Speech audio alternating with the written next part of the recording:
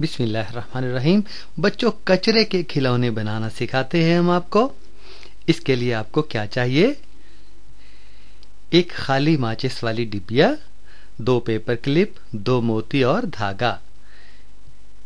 ये माचिस लीजिए, ऊपर पेपर क्लिप लगाया और एक ही इसके पिछली तरफ लगाया और इन दोनों पेपर क्लिपों में से धागे को परोया, धागे के दोनों तरफ मोती लगाए और इस अंदाज से माचिस को नीचे आने दिया।